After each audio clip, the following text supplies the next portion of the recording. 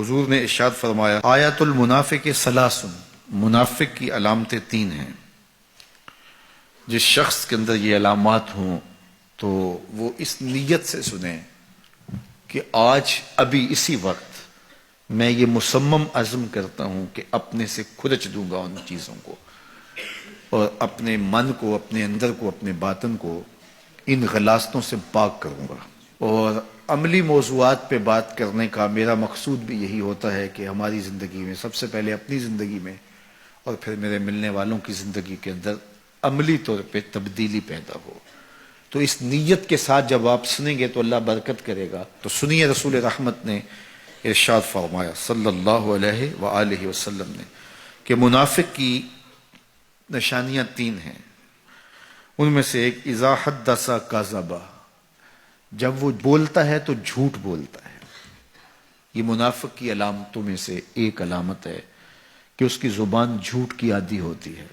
زندگی میں جھوٹ سے اپنے آپ کو بچائیں، یہ زہر قاتل ہے، اندر اجاڑ دیتا ہے، آپ کا معاشرے سے اعتبار ختم کر دیتا ہے اور آپ کی رسوائی کا سبب ہے۔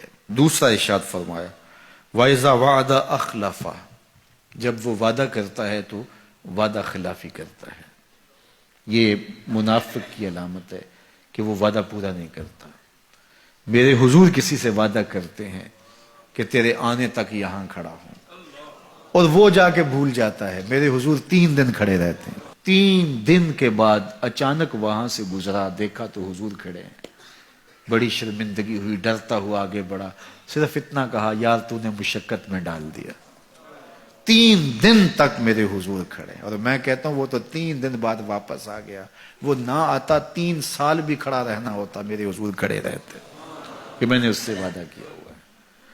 اور میں اور آپ دیکھیں کہ ہم کہاں کھڑے ہیں۔ ہم کسی سے وعدہ کریں، ہم خود وعدہ کرتے ہیں تمہیں 6 ماہ کے بعد پیسے دیں گے، وہ بیچارہ 6 ماہ کے بعد بھی جو ہے وہ 1 ماہ اور اوپر گزار لیتا ہے کہ چلو کوئی بات نہیں ہے، اور ہم اس کی موت کی دعا کر رہے ہیں یا اللہ فوت ہی ہو جائے تو اچھی بات ہے۔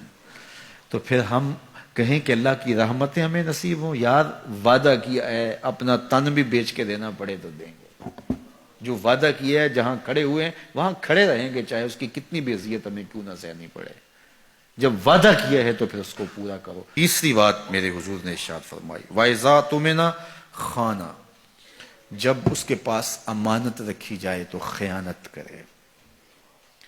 اس کے پاس پیسے رکھے جائیں، دولت رکھی جائے، کوئی زمین اس کے نام کوئی کر دے کسی وجہ سے، کوئی اور اس کے پاس امانت رکھ دے تو وہ اس میں خیانت نہ کرے، بلکہ آپ کے پاس کوئی بات امانت رکھی جائے تو اس کو بھی جو ہے وہ لوگوں تک نشر نہ کرے۔ تمہارے کان میں اگر کوئی بات کرے تو وہ امانت ہے، جب وہ بات کر رہا ہو تو دائیں بائیں دیکھ رہا ہو، تو پھر اس کا مطلب یہ ہے کہ وہ یہ چاہ رہا ہے کہ یہ بات کوئی اور نہ سنے، تو پھر صاحب امانت کو چاہیے کہ کوئی اور نہ سنے۔ یہ امانت ہے اور اس امانت کو پورا کیا جائے۔ اور چوتھی علامت یہ ارشاد فرمائی منافق جب کسی سے لڑ پڑتا ہے تو گالیاں دیتا ہے۔ ہمارے دین نے ہمیں گالی دینے سے روکا ہے۔ اپنی زبان کی پاکیزگی اور اپنی زبان کی طہارت کا سامان کیجیے۔ آپ کسی بھی حالت میں ہوں، آپ کے اوپر کوئی کتنی بھی زیادتی کر رہا ہو، آپ کو کوئی تھپڑ بھی مار رہا ہو، تو آپ اس کا مقابلہ ضرور کریں، لیکن آپ کی زبان گندی نہیں ہونی چاہیے۔